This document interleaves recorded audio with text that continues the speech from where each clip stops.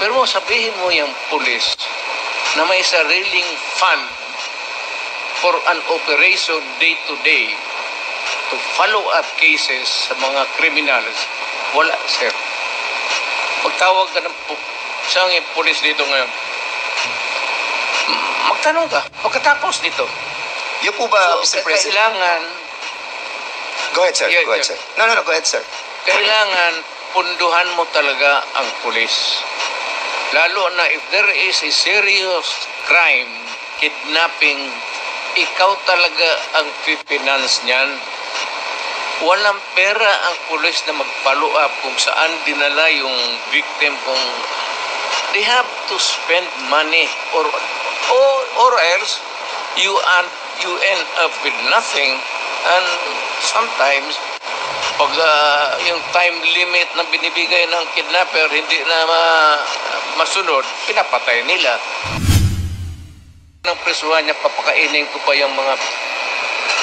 Mr. President, thank you so much for refraining yourself from speaking bad words.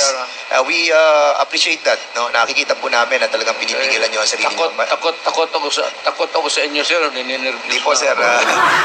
Natutuwa po kami dahil nga nagiging maayos po yung ating usapan po, sir. Sir, kasi po may... Sweating nga, so. Takot talaga ako sa inyo.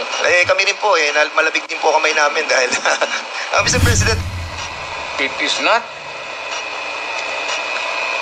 safe to say that you are a mayor, that you are always correct, that you rule the city by your own. Maraming nagkakamali, and there must be a reason for their dismissal. There cannot be a dismissal without a lawful ground.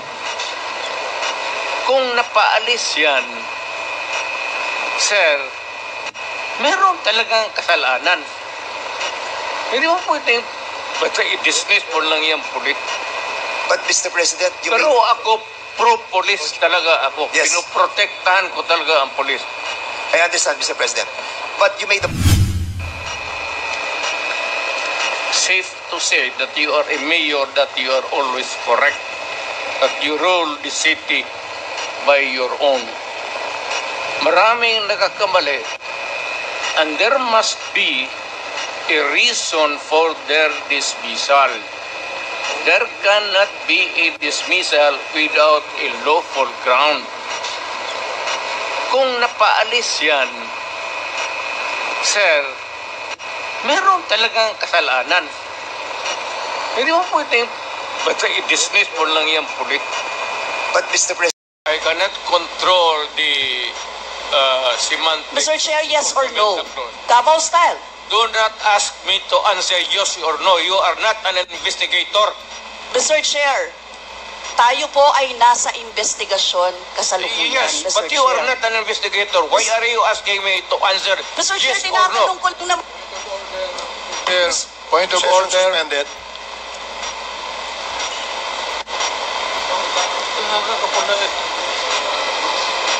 Point of order, Mr. Chair. Ano ka, pulis? Point of order, Mr. Chair. The session is suspended. Chair, pwede namang mag-expound, Mr. Chair. Ang tinatanong ko lang, sa particular question na yon, maaari naman siya sagutin ng yes or no. And then the explanation, Mr. Chair. Opo. Do not control my answer. Kung, Your Honor, this is not an inquisition. It's a democratic process of investigation. Okay. Thank you, Mr. President. At kabisado nyo, kahit nga kabisado ninyo kung ilan ang hinuli, ilan ang pinatay, ilan. Dapat may accounting kayo, Mr. Chair. And I believe, Mr. Chair, noong 2017, correct me if I'm wrong, may President's Accomplishment Report kayo. Yes, Mr. ma'am. Chair. Tanungin kita, where were you the other day at 4 o'clock in the afternoon?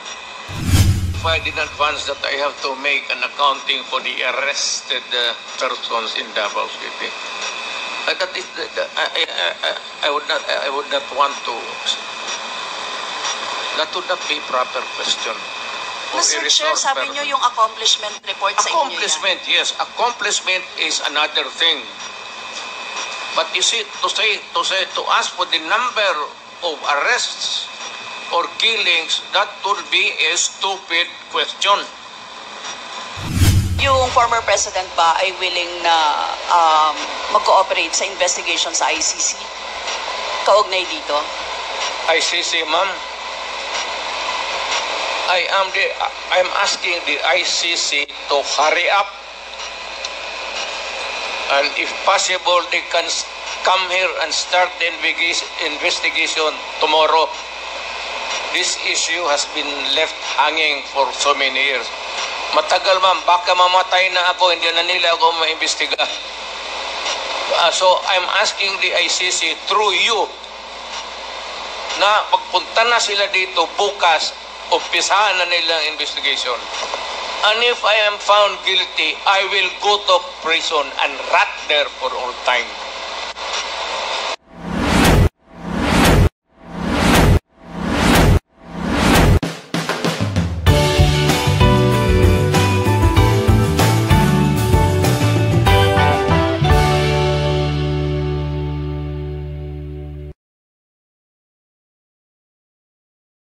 Proceed. Congresswoman Brosas, you are recognized. You have 10 minutes. Pasensya na po sa aking oversight. Thank you, Mr. Chair. Maraming salamat, Mr. Chair. Mr. Chair, again, i-reiterate ko lang, Mr. Chair, yung reminders no, na hindi magsabi ng pagmura, siguro, kasi sanay po yung nakaraan, kahit po sa Senate hearing, may mga ganon, ano? Respeto naman sa atin dito, and sana po concise sa pagsagot, kung ano lang ang tanong, yun din lang ang sagot, at mag-defer ng i-defer ang mahahabang explanation kasi nakikita niyo naman, Mr. Chair, madami talagang gustong magtanong ngayon eh. Kaya sana po ganun yung ano, no? And simple lang naman po yung mga tanong ko. It has to do with kung ano din yung mga sinabi ng dating Pangulo doon sa Senate hearing. Yan, Mr. Chair. First, yung observe decorum. Tapos, syempre, tulad po ng sinabi ni Chairman Abante, hindi po tayo mangingimi na mag-point of order kapag nilabag po itong mga ito. Yun. Now, Mr. Chair, I would like to direct my questions, Mr. Chair, to Rodrigo Duterte. Mr. Chair, noong October 28, sinabi ni dating Pangulong Duterte, under oath, sa harap ng Senado, and I quote, I and I alone take full legal responsibility sa lahat na nagawa ng mga pulis. Pursuant to my order, ako ang managot. At ako ang makulong, wag yung pulis na sumunod sa order ko. Ang tanong natin, Mr. Chair, the families of innocent extrajudicial killing victims are present. Yun po yung pinagsalita nyo kanina. So can the former president look them in the eyes and say once more that he takes full legal responsibility for the deaths of their loved ones, Mr. Chair?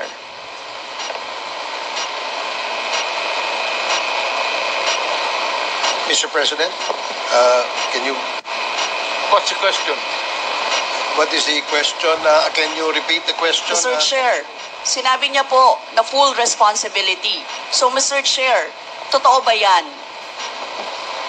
Correct. Very correct.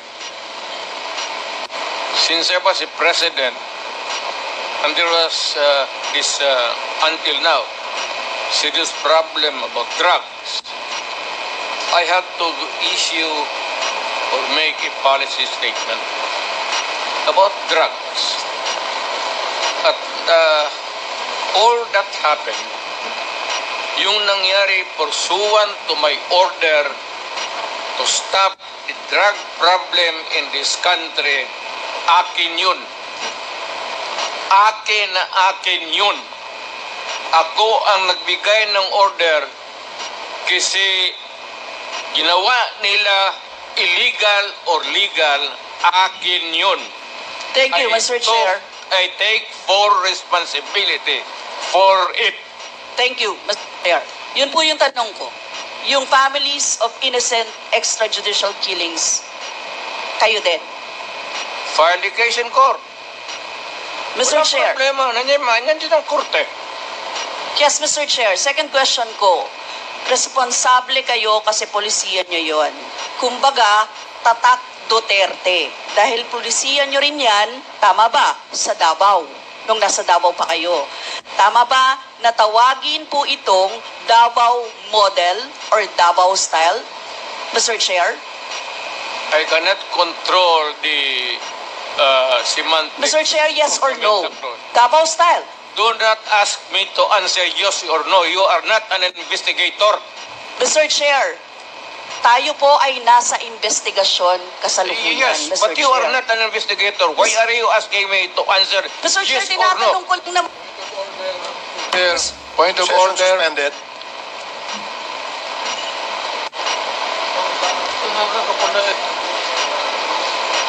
Point of order, Mr. Chair.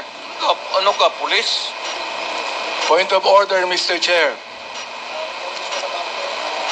The session is suspended for the meantime, so please, let's take time to calm things down, okay?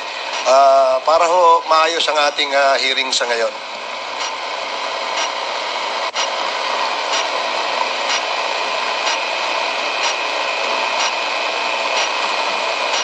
Hearing is resumed. Please proceed, Congresswoman Rosas. Yes, Mr. Chair. Napakasimple lang po ng tanong ko. Tinatanong ko lang po kung yes or no, Davao style ba yung inyong modelo. Mr. Chair, ayaw niya sagutin. So, Mr. Chair, hindi ko maintindihan yon. I'm What sorry. is your personality, Your Honor?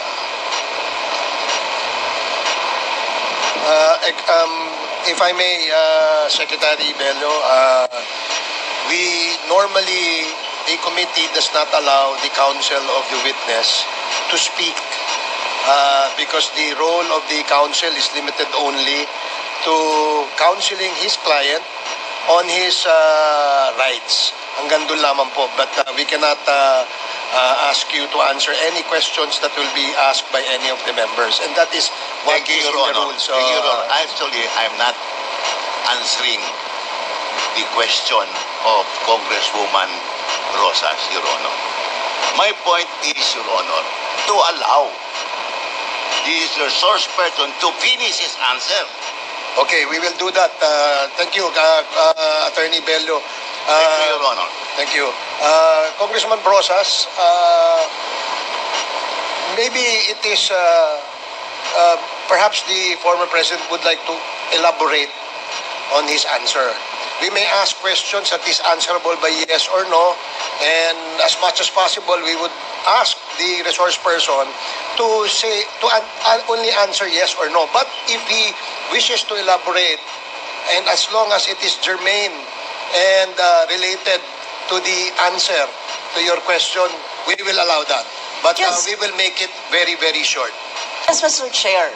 Pwede namang mag-expound, Mr. Chair. Ang tinatanong ko lang, sa particular question na yon, maaari naman siya sagutin ng yes or no. And then the explanation, Mr. Chair. Opo, opo. Mr. Do not control my answer, kung Your Honor. This is not an inquisition.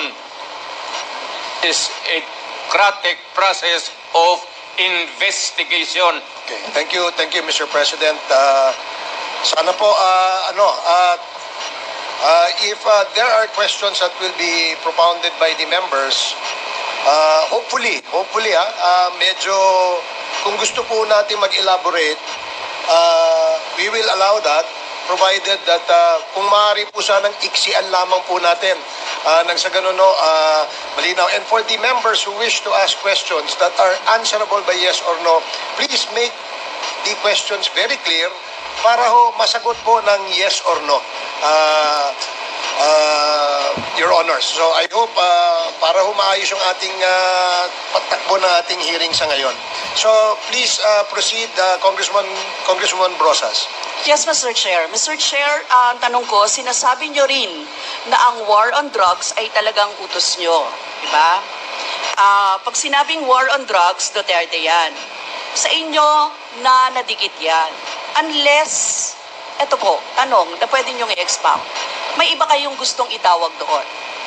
Meron po ba kayong gustong ibang itawag doon? Wala na po. Sabi ko, I assume full responsibility for whatever happened in the actions taken by the law enforcement agencies of this country to stop the drugs or the serious problem of the drugs affecting our people. Mr. Chair, next question. Nung naging mayor po kayo, sabi nyo naging safe ang Davao. Tama po ba? That would be that should be answered by a third person. I would not be answering that. It would be presumptuous of me to conclude. Hindi ako magsabi. I never said that Davao City was not publicly. Mr. Chair, as mayor, masasabi nyo na naging safe ang Davao sa panahon nyo? Talaga? Kasi Talaga? walang kriminal sa kalye, Talaga? walang snatcher, Walang snatcher. walang akyat bahay, Walang akyat bahay. walang magnanakaw, Walang magnanakaw. walang mamamatay tao. Walang mamatay tao. So yun po lahat? Yes. Oh. So walang mga kriminal o walang insidente ng kriminalidad. Bakit po? Merong mga incident, not totally. It would be a dream of a city not to have any criminal incidents or violence. Pero overall, Davao City was safe. If the test or standard would be that a citizen of the city can walk all over the city and men and children can go home safely, unmolested, undisturbed. That was the standard that I gave to the police of Davao City. Mr. Chair, I would like to ask, no, hindi ba nagkandamatay sila sa panahon na yun? Marami po. Sino-sino po ang mga pumatay? Wala akong listahan yan, ma'am. We have to go to the tawag nito. Hindi ko bit-bit. Ang bit-bit ko lang ko yung hindi. Mr. Chair, I would like to ask again, no? Sa inyo po, nakaranasan, kayo mismo ba pumatay? Ako? Marami. Mga 6 o 7. So Aywan what- ko kung natuluyan yung hindi ko na follow up sa hospital kung natuluyan. Quote ko lang, ipaalala ko ulit, Mr. Chair, kasi mula din ito sa Senate hearings, ano? I-quote ko lang po kayo, in Davao, I used to do it personally, just to show to the guys that if I can do it, why can't you? Correct. Sinabi niyo po yan sa mga business leaders sa meeting sa Manila. At kung paano niyo ginode ang mga police officers to gun down suspects. Tama po ba? Yes, if they present a violent resistance, that's the only thing that you can kill the criminal if you are personally in danger of losing your life too.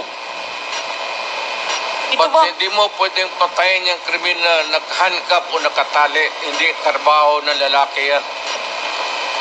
Ito pong second, Mr. Chair, na quote, kayo rin ito. And I'd go around in Davao with a motorcycle, with a big bike around. And I would just patrol the streets looking for trouble also. Manila Times po ito. I was really looking for a confrontation so I could kill. Sinabi niyo po ito? Yes. Nagdadasal po ako na nagmumotor ako na may mag-hold upper dyan. At kumabot na kita, talagang patayin kita. At kung basta kriminal ka, wala akong pasensya sa kriminal. Pagka lumaban, patayan. So, Mr. Chair, kanina po kasi sinabi ni Duterte na he takes full legal responsibility. Yes. Siya ang mananagot at Yes. makukulong sa ginawa ng mga kapulisan. Yes. Kung sa inyo po ang policy, inaako nyo rin ang accomplishment nito. Yung lahat po, kasi kung naaalala ko sa war on drugs, yung mga accomplishment, may nahuli, nagbebenta, gumagamit, gumagawa ng droga. Lahat yan. Ma'am, if you are the city executive or mayor, lahat ng utos mo na ginawa ng police and all the consequences, sagot ko yan. Pati ang ginawa ng police, sagot ko yan. Pati po yung accomplishment kung may nahuli, enforcement of law yun. Accomplishment din po yung na-confiscate na drugs. Tama ba? Lahat ng trabaho ng police, because you are the mayor, inutos mo yan, and the consequences, or sometimes an incident can go right and go wrong. Protektahan ko yung police kasi ako ang mayor. Hindi magtrabaho yung police, matakot yan kung hindi mo pakaban.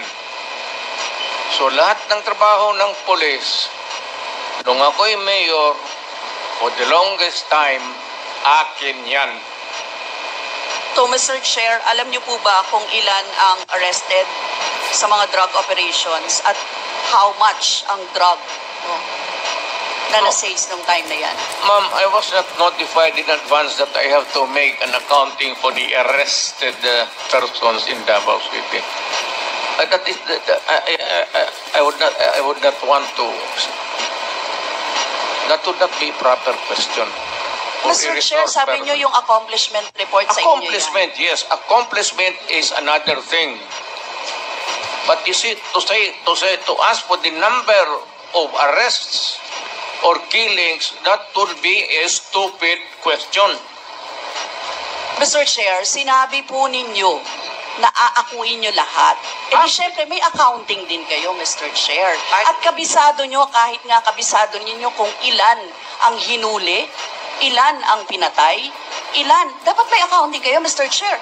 And I believe, Mr. Chair, noong 2017, correct me if I'm wrong, may President's Accomplishment Report kayo.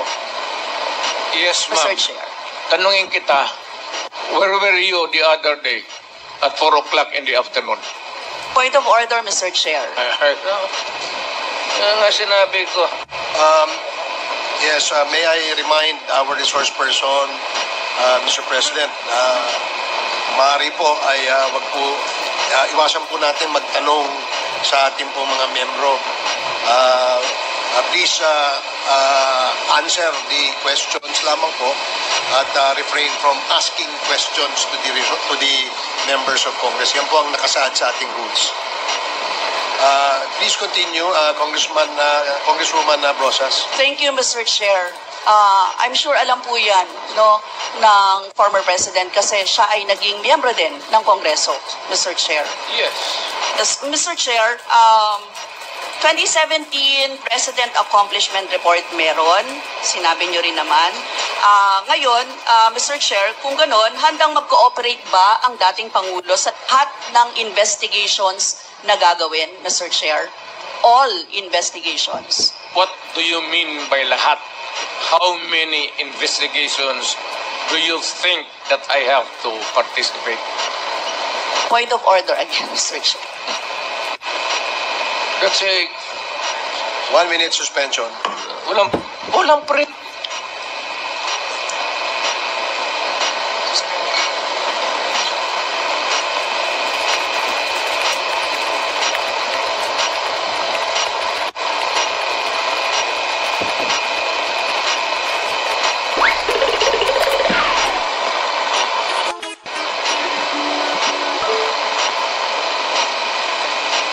is resumed.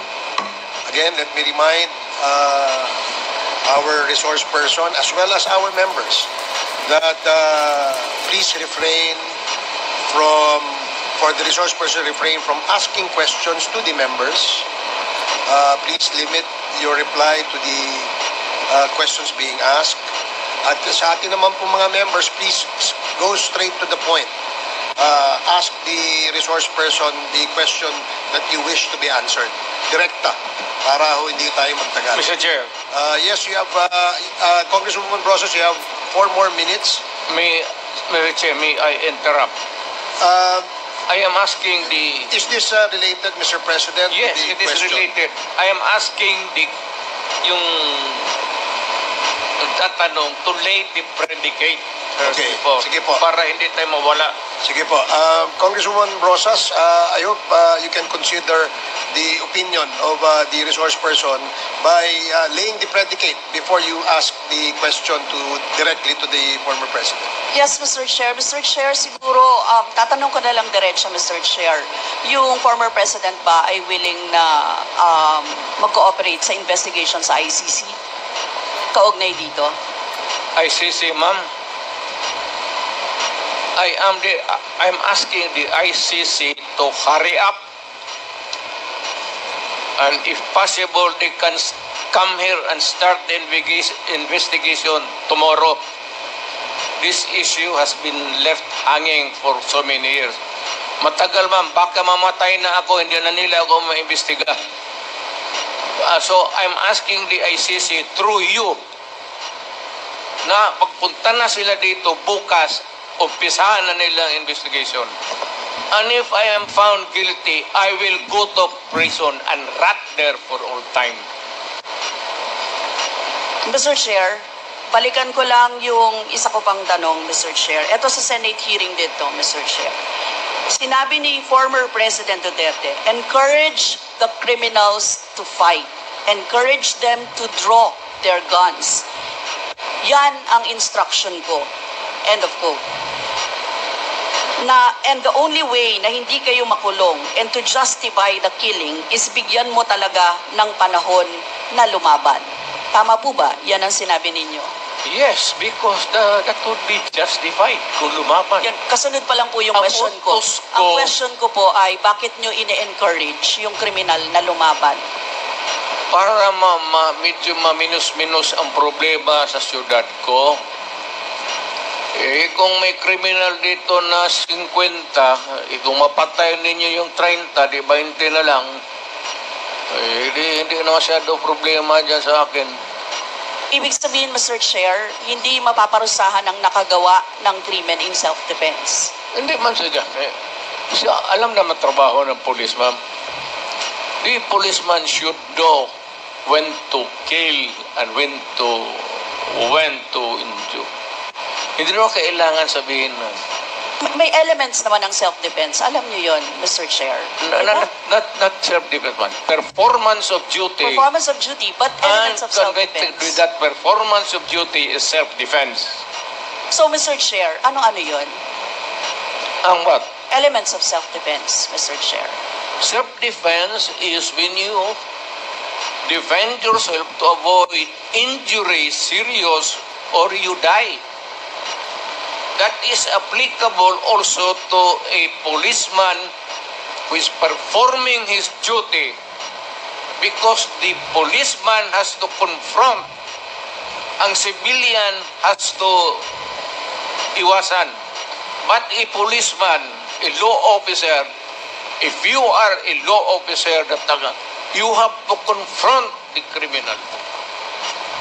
Ang sanabi ko sa kanila, huwag kang pumunta dito sa akin ng isina na may sugat ka, sipain kita. Patayin mo. Bakit ikaw ang may sugat? Wala akong My language is brutal and raw for criminal. Wala akong pasensya, ma'am. I've been a prosecutor for 9 years. Talagang sinabi ko, pag hindi na mahinto yan, patayin mo na yan. Huwag mo nang pabalikin niya dito sa opisina ko. Thank you, really Mr. want Chair. to know the truth. Ganon. Last two questions, Congresswoman Rosas. Yes, Mr. Chair. Mr. Chair, gusto ko lang sabihin na sa elements of self-defense, first, dapat unlawful aggression. Second, reasonable necessity of the means employed to prevent or repel it. And third, lack of sufficient provocation on the part of the person defending himself.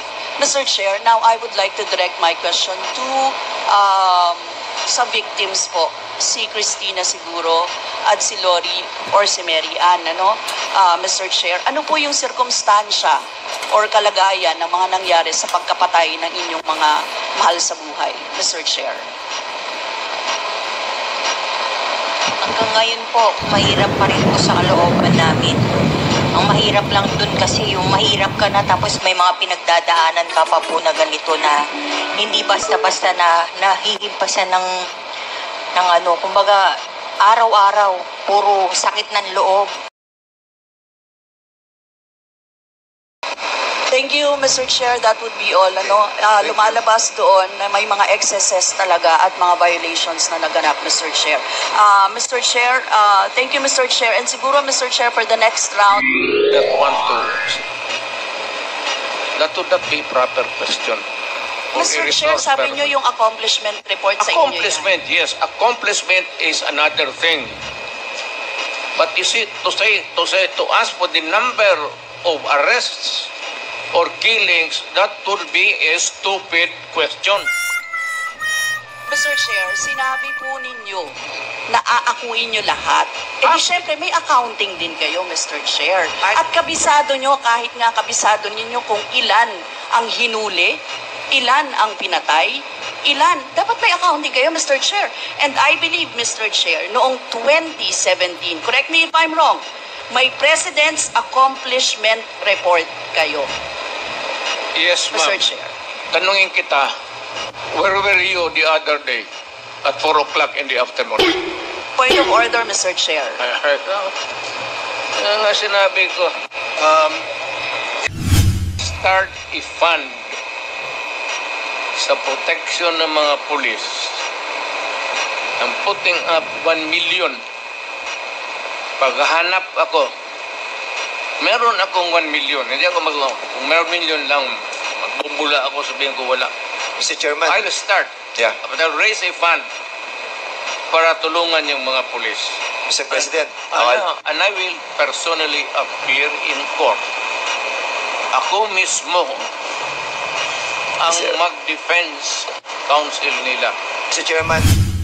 Factory na nagluluto ng shabu, patayin ninyo. Yan ang utos ko. And I assume for responsibility.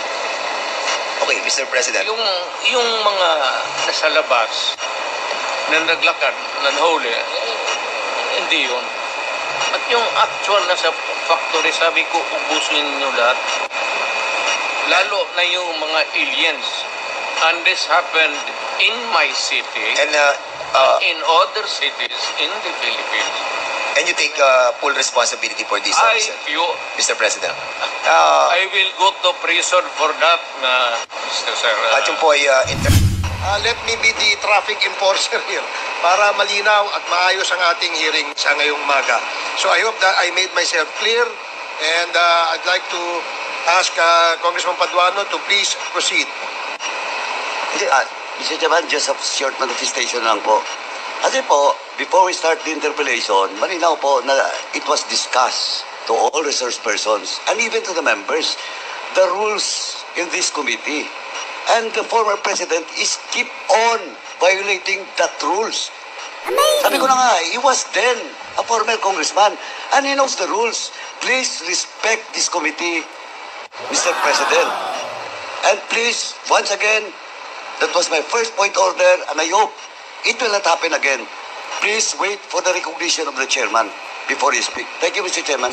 Thank you, Congressman Paduano. Your manifestation. Mr. Chairman. Now we will now proceed with Congressman Dan Yes. Fernandez. Mr. Chairman. Wait for the chair to recognize you first, please. I'm sorry, Mr. Chairman.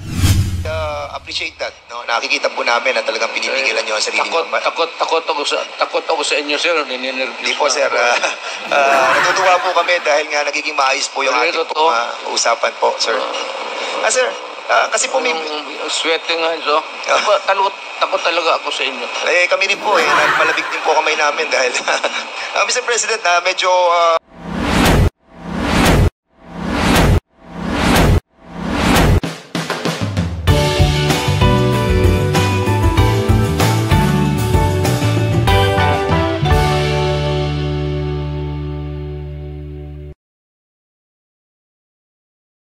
Ang susunod po na magtatanong ay si Congressman Dan Fernandez. You have 10 minutes. Thank you, Mr. Chairman. Magandang umaga po, Mr.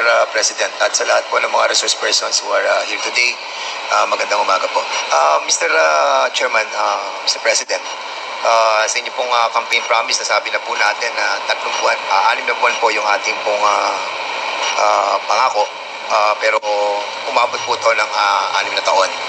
At dito po sa 6 na taon na to ay naganap ito pong mga allegation of the extrajudicial killing. Sa isang press con po na napanood ko po ay nabanggit nyo po yung reward system na binabanggit nyo po yung 3 milyon para po dun sa eradication ng drug lords. At meron din po kayo nabanggit doon sa 2 milyon naman po para po dun sa mga drugista.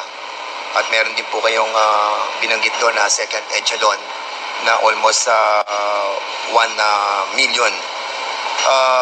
Ito po ba ay totoo, Mr. President? Correct. I was fighting a drug war. Doon sa mga manufacturers, sinasabi ko talaga patayin ninyo. Patayin ninyo. Huwag na ninyong, basta maabot na ninyo dyan sa factory na nagluluto ng shabu, patayin ninyo. Yan ang utos ko. And I assume for responsibility. Okay, Mr. President. Yung mga nasa labas na naglakad, nanhuli, hindi yun. At yung actual na sa factory, sabi ko, ubusin niyo lahat. Lalo na yung mga aliens. And this happened in my city And in other cities in the Philippines. and you take full responsibility for this, Mr. President. I will go to prison for that, Mr. Sir. At yun po ay in terms of policy, yun po yung inyong sinasabi. Ito po yung polisiya ng ating gobyerno and that's the reason why ito po yung inyong pinaninindigan. Correct, Mr. President. Isahin ko na lang and I will not repeat it. I did it as a matter of principle to protect my country. That is the long and short of it. Kung anong tanong man ninyo. Mr. Chairman, recently lang po, si PNP Chief Marbil ay meron po siyang interview dito po sa, can you kindly show yung GMA News Online number 12. At sinabi po ni PNP Chief Marbil that based on the official PNP data from July 2016 to June 2022, Marbil said that 1,286 officers were affected in the line of duty, with 312 killed and 974 wounded. And at the same time, sabi niya po, Mr. President, Mr. Chairman, that these police officers carried out their responsibilities with dedication and often faced considerable risk to ensure public safety. Many officers endured not only physical harm, but also found themselves entangled in legal and administrative challenges. 214, Mr. President, ng mga officers ng PNP faced 352 criminal cases during this period. And according to him, that while the promise of support was made, many officers continued to face consequences largely on their own. Dinagdag pa po niya, Mr. President and Mr. Chairman, that 195 officers were dismissed over the period of 6 years. There are also 398 cops facing dismissal for various reasons, More than 20 police officers are currently in detention right now, Mr. President. The PNP chief said that numbers remind us that the impact of the anti-drug campaign was deeply felt by our police force as well. He noted that even as former President Duterte publicly committed to supporting those enforcing the campaign, he said there is no official record that these commitments were fully realized. I was not asked even for a minute So, Mr. tumulong and for what a particular purpose. Then I will now make this promise. I will start a fund sa protection ng mga pulis. I'm putting up 1 million. Paghanap ako, meron akong 1 million. Hindi ako kung meron million lang, magbubula ako, sabihin ko wala. Mr. Chairman. I'll start. Yeah. But I'll raise a fund para tulungan yung mga pulis. Mr. President. And I will personally appear in court. Ako mismo ang mag-defense counsel nila. Mr. Chairman, Mr. President, 2 days ago you have mentioned that wala po kayong pamasahe papunta po dito. And I'm pretty shocked that you have 1 million in your account to help our policemen. And we salute you, Mr. President, for that. And for being honest, that 1 million is for my... Mr. President, Mr. President, I'm still have the floor, Mr. President. Excuse me. For my medicine and subsistence. Suspended tayo? No, suspended tayo, suspended.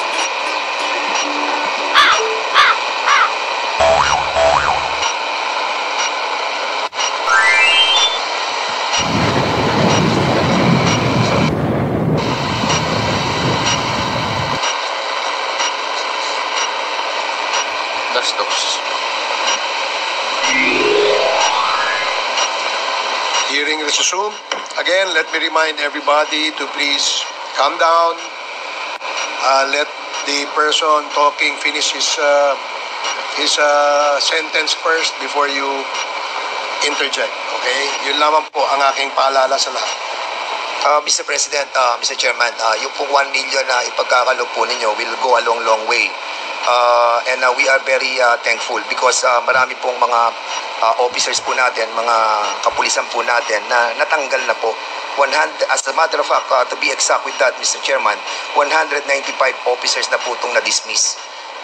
Nasira po ang kanilang buhay, nawalan po sila ng trabaho, they were humiliated, their dignity was lost. And Mr. Chairman, Mr. President, that 1 million will go a long way. I will hand to you the 1 million. Point of order, Mr. Chairman. Before this. Point of order, Mr. Chairman. What is the rule that was violated? What is the point of order of Congressman The Patuan? former president is speaking without the recognition of the chairman. And please, Mr. President, for President, you know the rules. It was read by Chairman Akop. And being a former congressman, you know the internal rules. Let the members of this committee finish the question before answering. That's my first point of order, Mr. Chairman. And I hope the former president understand. Nakalimutan The rules. ko na yun. Yung rules na yun. Oh, I now want you. Hindi Pinapaalala ko po. I'm not. Now again, I am Mr. not- Chairman. Chairman, Hearing suspended. the former president is Hearing speaking. suspended.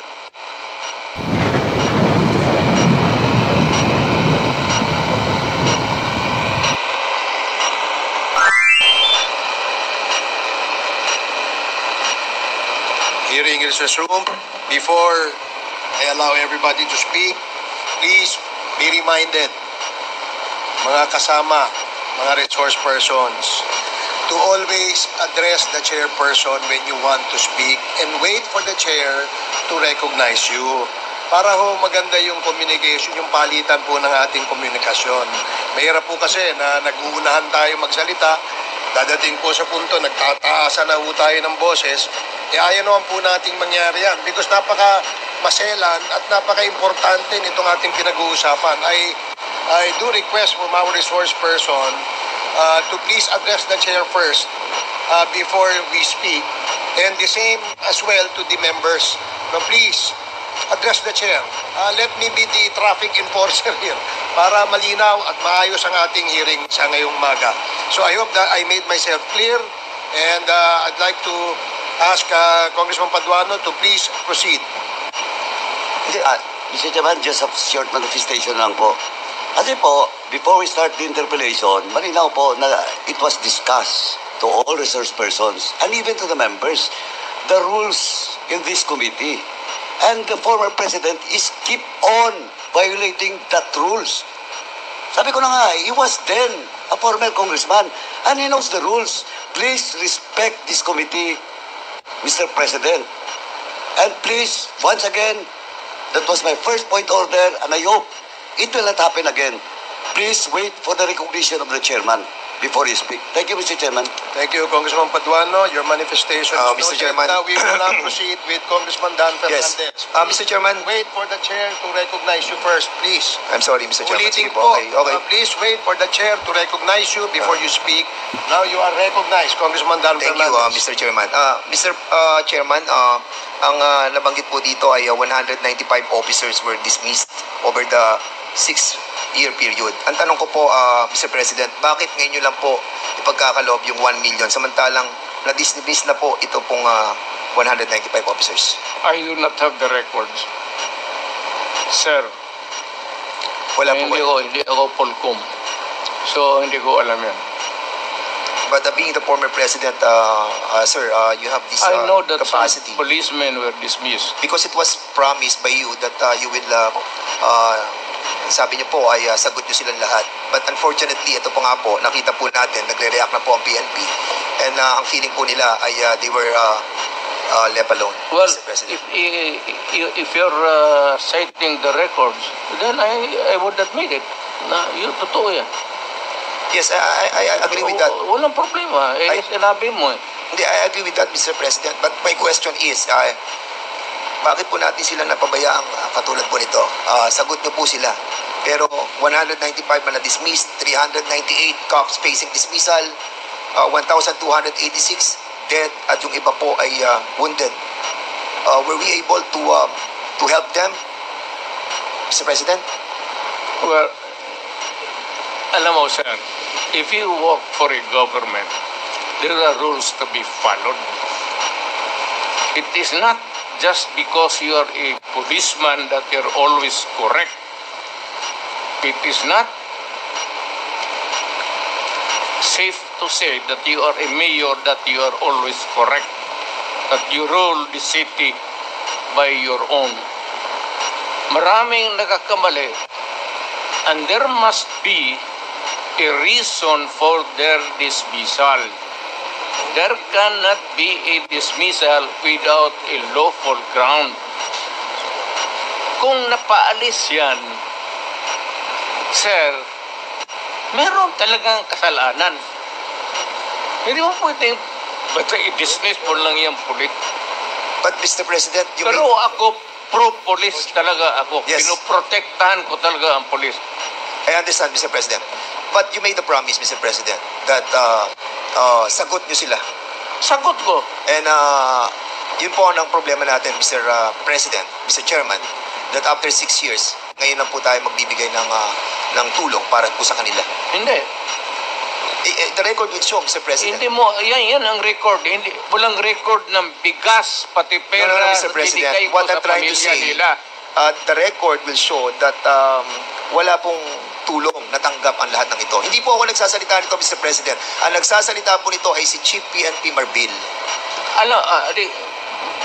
Alam mo si Marvin, you remind him, hindi nakalista yung mga bigas na binigay ko sa mga pamilya ng polis, pera, enrollment ng mga bata. Hindi nakalista dyan. You Mr. remind that Marbil to Mr. President, use your... ang binabanggit po natin dito ay tulong na legal. Huwag kang maniwala dyan kay Marbil. Wala ka dyan. Okay, we will be But, sige po, punta po tayo sa susunod, Mr. President. Mr. President, Mr. Chairman, I would like to show a video. And later I'll be asking the former President to answer some queries from this representation. Sandali lang. Yes, I'm sir. not trying to be smart, Alec. I'm sorry if I'm overdoing.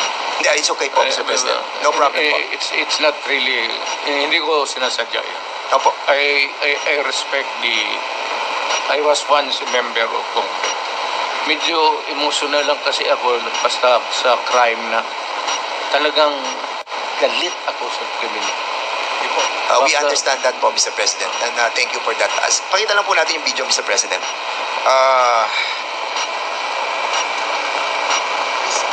Video, please. Noong August 23, 2016, doon po sa Committee on Human Rights and Committee on Justice, binanggit po dito yung reward system. At sinabi po ni former Chief PNP, Gerald Bato, tungkol doon po sa reward system. I want to show this video clip, Mr. Chairman, please. Alam ko po na nabanggit ng Pangulo na magkakaroon ng pabuya ang mga magbibigay ng leads tungkol doon sa mga huhuli natin dito sa droga. Alam ko na humihingi ang ating Office of the President ng mas mataas na budget.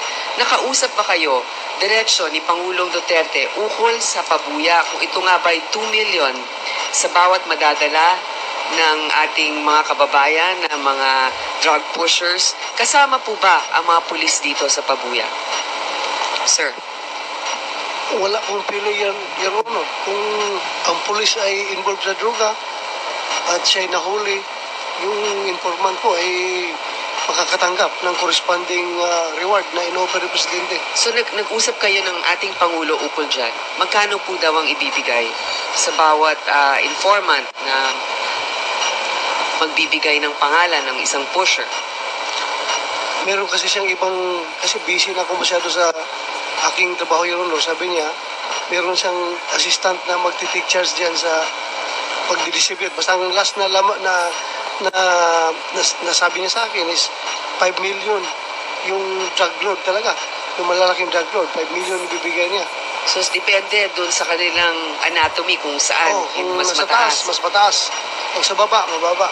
Ang gusto ko malaman, yung pulis mismo, sa sibilyan, maaaring 5 million. Sa pulis din ba, makakatanggap sila pag sila ang nakapagtukoy?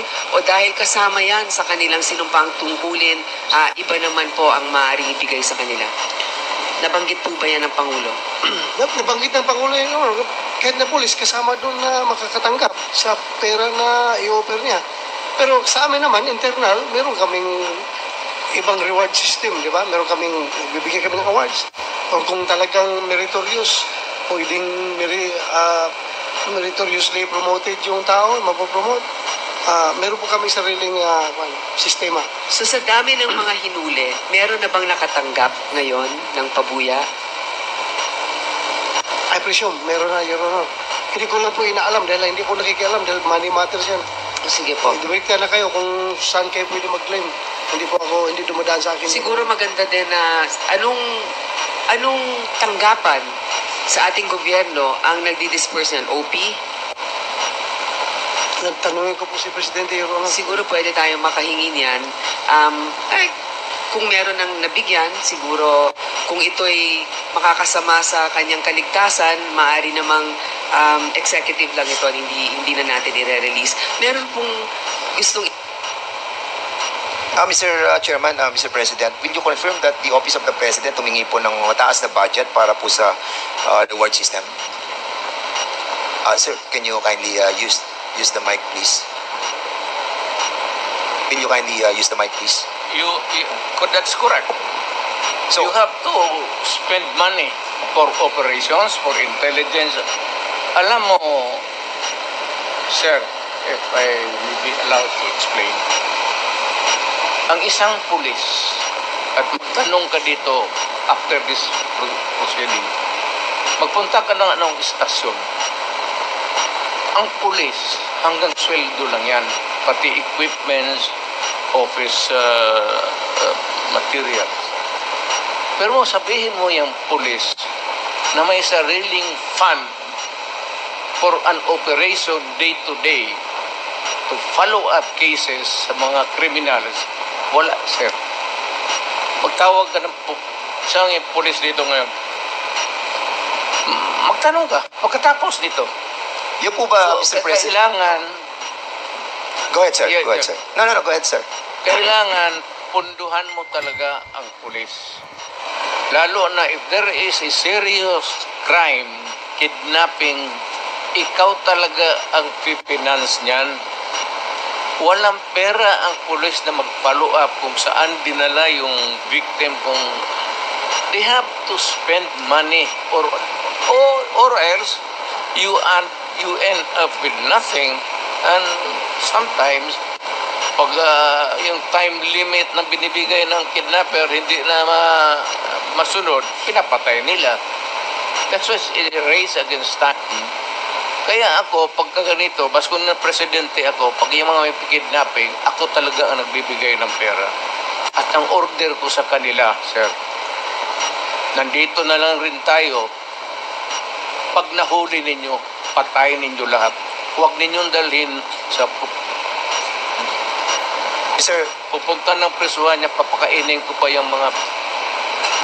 Mr. President, thank you so much for refraining yourself from speaking bad words. We appreciate that. No? Nakikita po namin na talagang pinipigilan nyo ang sarili nyo. Takot ako sa inyo, sir. Hindi po, sir. Natutuwa po kami dahil nga nagiging maayos po yung ating pong usapan po, sir. Sir, kasi po may... Sweating nga, so. Takot talaga ako sa inyo. Kami rin po, malamig din po kamay namin dahil... Mr. President, medyo... nabanggit din po dito ni Gerald Bato during that time that siya po ay tinatanong ni Senator Grace po na sinasabi na sino magdi-disperse dun sa Office of the President.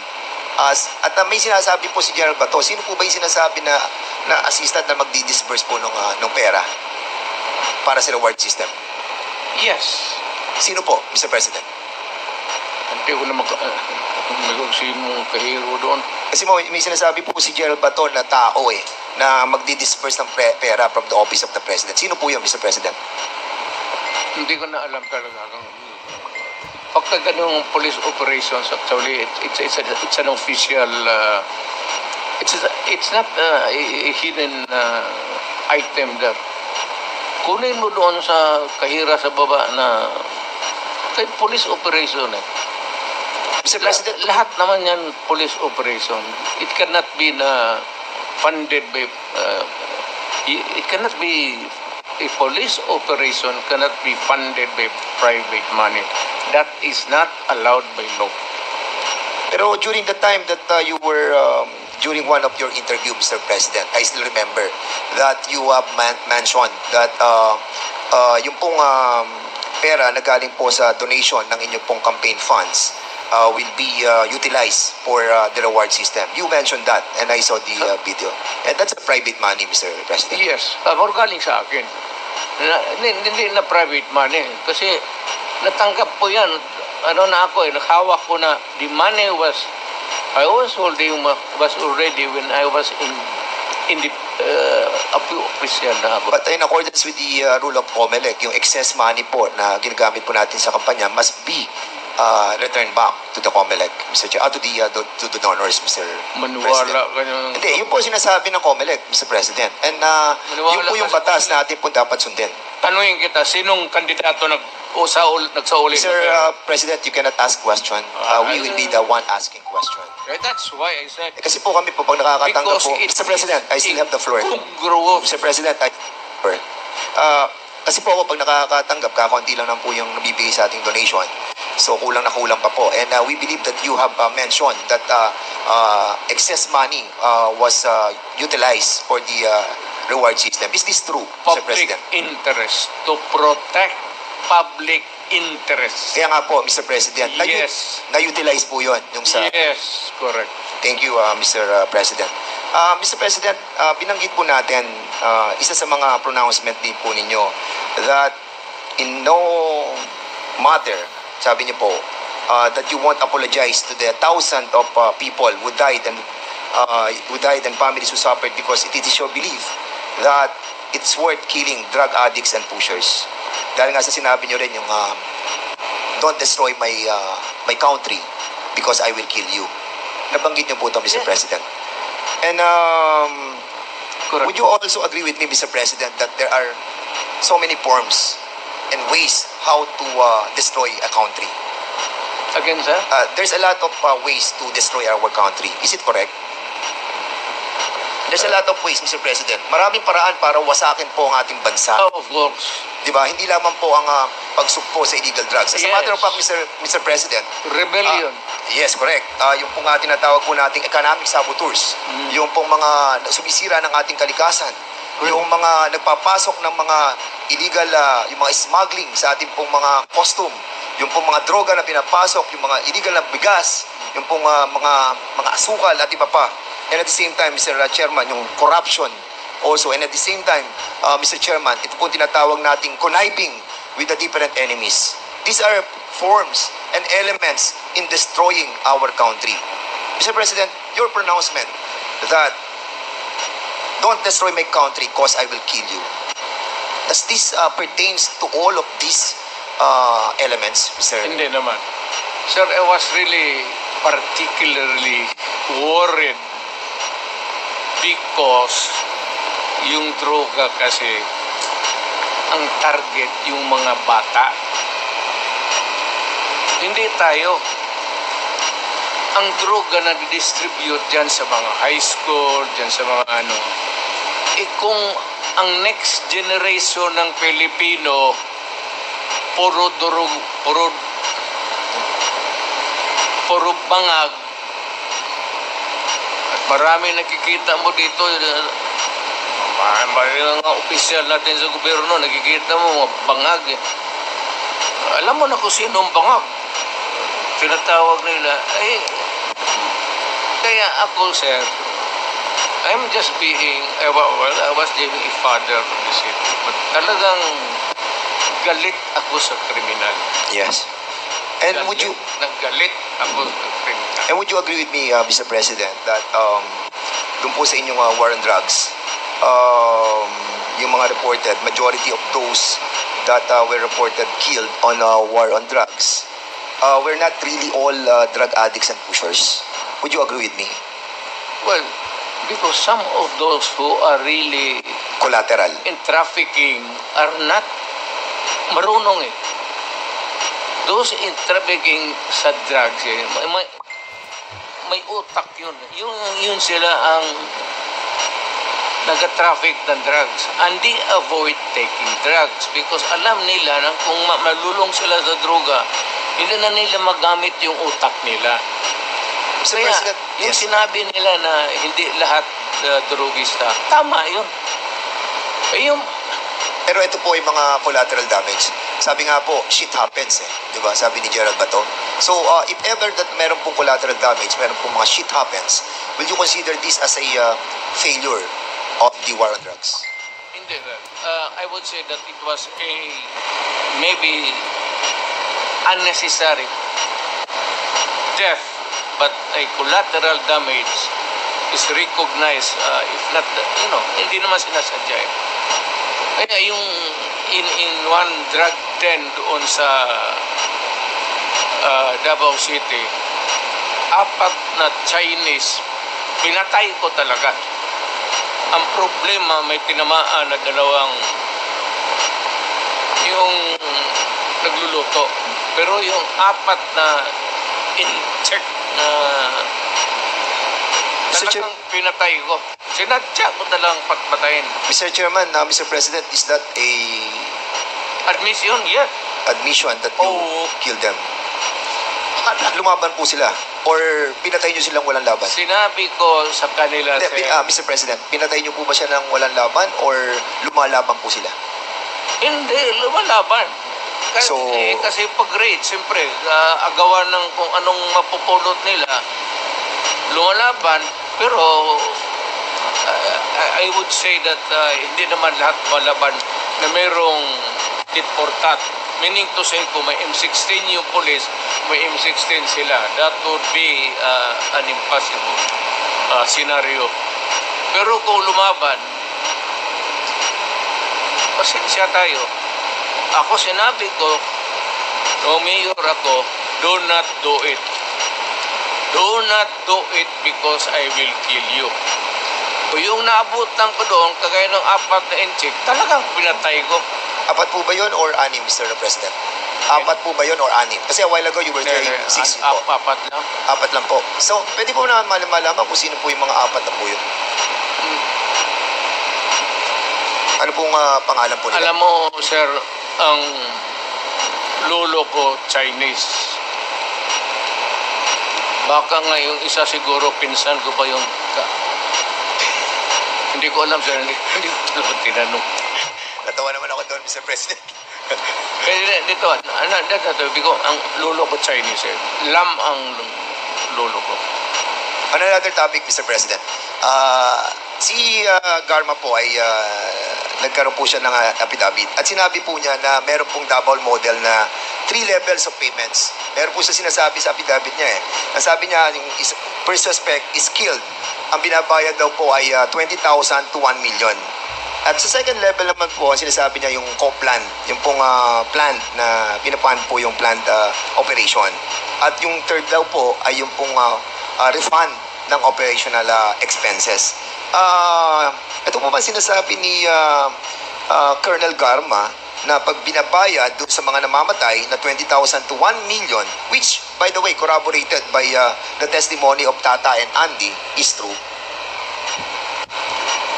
Correct. So, ito po yung namamatay, binabayad po 20,000 to 1 million. Hindi yan, sir. Ganito yan. Hindi, yung po ang tanong ko, Mr. President. Hindi, ganito nga. Sige po. Ito na yung answer ko eh. Sige po. Yung may police operation, alam ng police lahat yan, pinupunduhan ko yan. O ito, for a particular project. Pagka na-accomplish nila yan, sir, may sobra, magsabi ang police officer o lead official, sir, may sobra, hindi na ubos yun. Hindi na yan. For the boy. Yan, sir. Okay, yan, sir. Yan, Mr. President, in some interviews you have mentioned that, and you have spoken about the reward system. And sinabi nyo, patay o buhay? Patay, better. Buhay, okay lang. Correct. Yes, so ibig po sabihin ay mas okay sa inyo kapag patay. Mas maganda kung patay, sir. And that's the reason why we are trying to encourage our citizens to kill all those addicts. No, not addicts. To kill the criminals. Not addicts, because addicts are victims of the criminals running the drug syndicates. Mr. Mali yan, sir. Mali Mr. yan. Mr. Mali President, yan, kasi there is a report na nagsalita po kayo noong July 1, 2016 that was covered by The Guardian. At sinabi niyo po dito, if you know of any addicts, go ahead and kill them yourself, as getting their parents to do it would be too painful. I am talking of the drug manufacturers and drug dealers. That is a... So mali po I to. don't know who wrote it. I am not bound by it. Huwag mong ano yan, sir. Hindi ko trabaho yan. Get it from my mouth. Because I was the man. Ano po to, Mr. President? Live, ano po to, interview po? Ano po to, Talagang video? sinabi ko, pero hindi tama yan. Nasa video po, Mr. President. Sinabi hindi addict, sabi ko drug dealers and drug pusher. Bakit mo patayin yung addict? Dali mo sa ospital.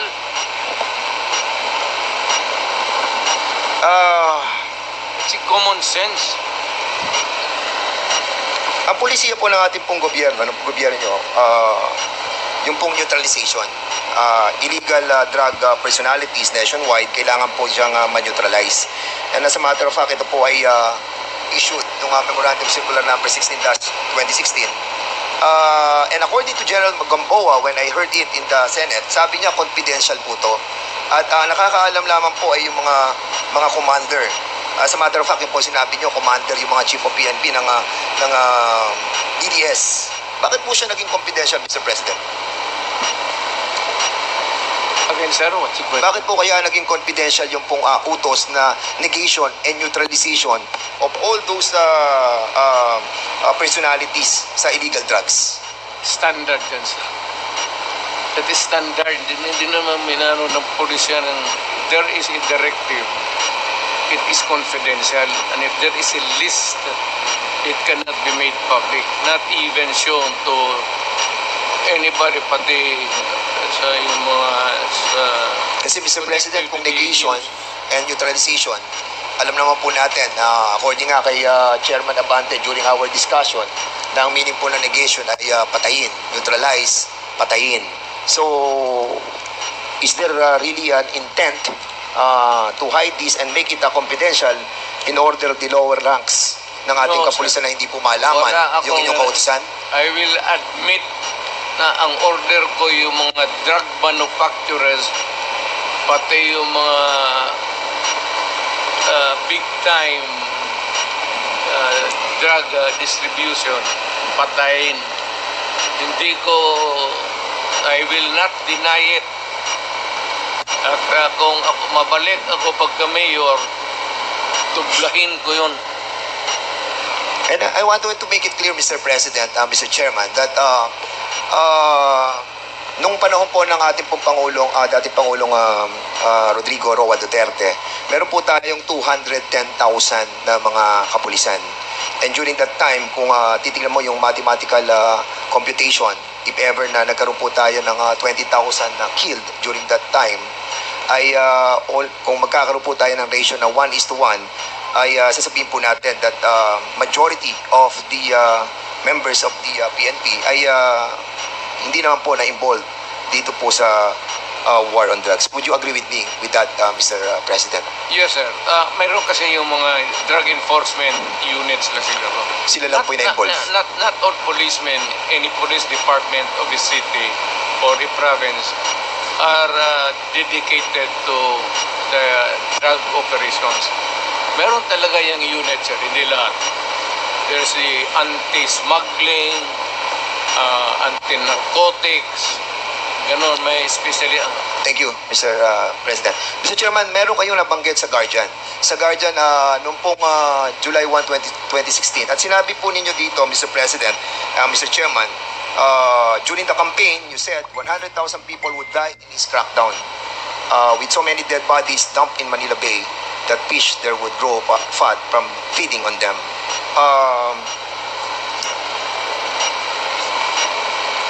And out of that 100,000 that you have mentioned, ang reported lamang po na namatay is ay almost 20,000 to 30,000. So, were you disappointed on this, Mr. Kulang. Were you disappointed that it's only 20,000 to 30,000? Sir, kung pabalikin mo ako sana pagka-presidente, I will make up for the yung kulang na ano. 10 minutes is consumed. Kawawa naman po yung mga pamilya, Mr. President. Actually, marami po mga napatay na hindi po nabibigyan ng hustisya, and I think this is not a laughing matter, Mr. Chairman. This is my message, sir. Yes. Pagka pumasok ka sa droga, pumasok sa krimen, iyo yan. Yes, but Mr. President, you manifested. Yes. And they heard me say that do not do it because I will kill. Yeah, but you manifested yes, Mr. I understand po. You manifested a while ago that those that were killed during the war on drugs were not all addicts and high value targets. Yan ang kaya hindi po nagmamatch yung... That would be a matter of mathematical sir. Hindi lahat talaga. Tama ka. Okay. It could not be na lahat durugista or even connected with drugs. And because of this pronouncement, Mr. President, because you have mentioned of the reward system, doon po sa nabasa ko sa news, and if I may, police were outsourcing extrajudicial killings to the same vigilante gang they accused of murder. Officials of the PNP, andyan po, kung mababasa po ninyo, coordinated with vigilantes, selected targets to credit for murders, and on occasion paid for assassinations in the name of the war against drugs. So in other words, Mr. Chairman, because of this war on drugs na pronouncement po ninyo, yung pong anti-drug vigilante group existed because of this tinatawag po nating outsourcing ng mga pulis. Like what happened, Mr. President, nung kami po ay nag-imbestiga dito na si Colonel Santi who testified under oath and made an affidavit na sinasabi po niya na nag-hire po sila ng killer para po kay General Parayuga. At binayaran po nila ng 300,000 pesos. Will you agree with me, Mr. President, that General Parayuga was a victim of extrajudicial killing? I'm sorry, sir. I'm not... Wala talaga akong maisabi lang. Hindi ko alam ano sinasabi mo. This happened, Mr. President, during your time. Yeah. But you don't know what happened to General Parayuga? Wala akong... Mr. Chairman,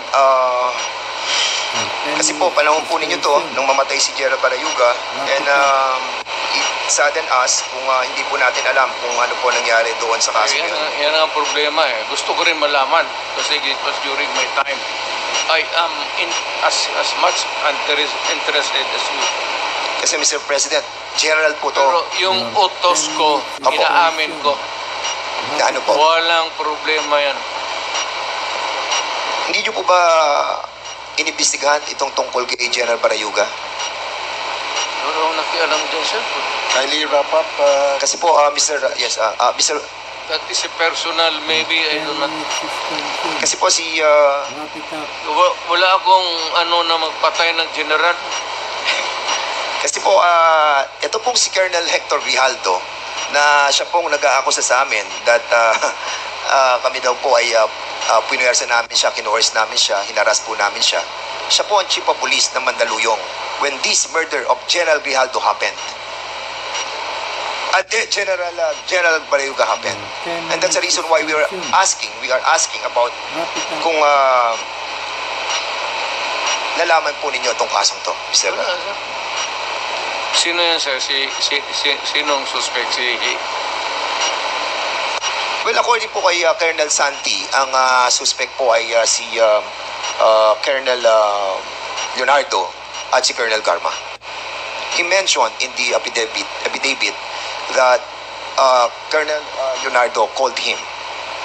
Kaya nga po, tinatanong po namin sa inyo kung nalalaman po niyo yung kaso niyo. I do not know. There should be cases by now. There should be a case filed by now. Kung ganun, lalo na general. So, anong ginagawa ng police pati military dyan? There should be more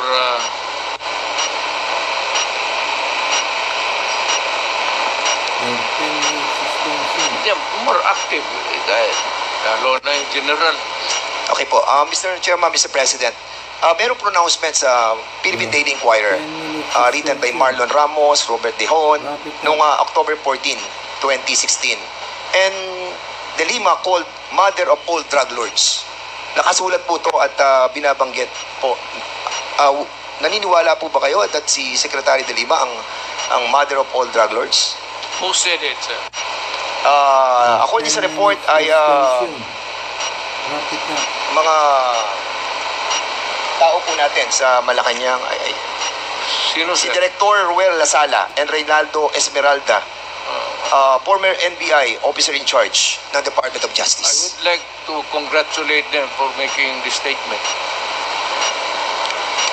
Secretary De Lima, would you agree with the statement of the former president that you are the mother of all drug lords?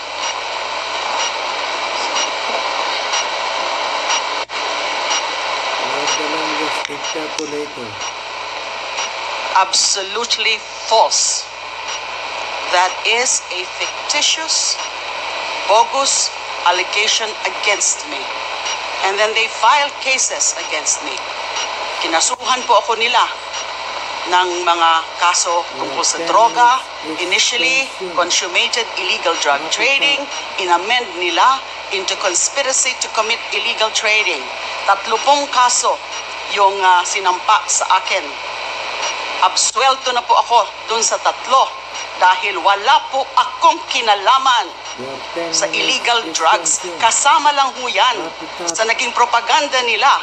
Kasama lang ho yan dun sa mga para meron silang isang figure, a prominent figure, at si Senador De Lima ho yun noon, noong 2016, na doon ang magiging atensyon ng bansa, atensyon ng mundo, na itong babaeng ito ay the mother of all drug lords, the beloved drug trade queen.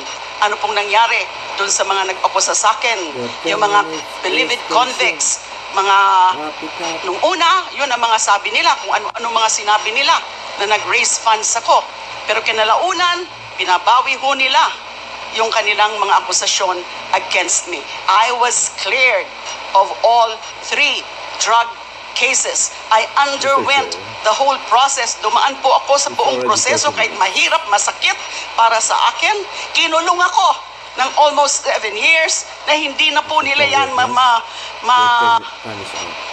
mababalikan dahil sa pagkagalit nung pinaka-mastermind nung pag-persecute sa akin na inimplement nung kanyang Secretary of Justice, si Vitaliano Aguirre, at meron pang mga ibang handlers na siyang mga kumausap dun sa mga nagtestigo against me. So that is absolutely false.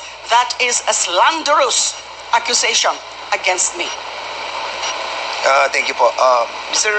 Chairman, Mr. President, meron po ako nabasa na news observer noong 2017. At ito po news article tungkol kay Las Cañas, who claims he was a former DDS leader and personally killed about 200 people. Sinabi niya po sa Senado, the squad was formed under the guise of an anti-crime unit within the Davao Police. He says, given the task of the team was, he says, given the task of eliminating hardened criminals and later political opponents and journalists critical of Duterte's rule. He alleged regularly took direct orders from sa inyo po about who to kill and how to dispose of the bodies. Las Cañas claims those shocking words, throw them in the ocean or in the quarry, bury them, make sure there are no traces of the bodies, were spoken by Duterte at one of the dozens of alleged meetings with the DDS. The police hit squad was paid based on the value of the targets, he says. So, Mr. President, ang tanong ko po, totoo po ba ang sinasabi ni Las Cañas? Gano'n nyo po ba katagal nakakilala ang taong ito? Storyteller yan, sir. Si Raulo. Pero matagal nyo na po siyang kilala? Pero, police, pero later on, maybe because sa karaming pinatay niya, hinabol siya ng mga kalag. What's kalag in Espiritu. Ang espiritu ng pinatay niya. Medyo bungog ngayon. May 3 dekada nga po ba siya na nagsilbi sa inyo? Kasi binabanggit niya dito, in his more than 3 decades of service, admitted that he was blindly loyal to the cause and saw his work as a noble form of public service. Mr. President, for a while, we were risking our lives for the welfare of the majority of the people. I felt that I was serving the country for the greater good. Yun po yung kanyang parang naramdaman nung ipinaglalaban niya yung 200 people na kanyang pinatay dahil naniniwala po siya sa nobility nung kanyang sinasabi po ninyo na this is being done because of public service. I am now... Yes, sir. May hero complex yung buang na yan. Sino man maniwala ka ng istorya na gano'n? Meron pa po siya may sasabi, Mr. President. Ito, last na po to, na sinasabi niya, he tells one particular incident, no? Medyo worrisome po ako talaga dito because meron po yung binabagat against this that has given him nightmares for years. In 1996, Las Cañas and his team were ordered to kill an alleged criminal, his pregnant wife, and his 4-year-old son, who were all in the same vehicle at the same time. I attempted to rescue the 4-year-old boy. Las Cañas claim. But according to our team leader, since the boy had seen our faces, he could recognize us in years from now and identify us. It was on the personal order of Duterte, he claims, that they dispose of the family. Mayor Rudy approved the recommendation of our task force commander in front of us to erase, meaning to kill everyone.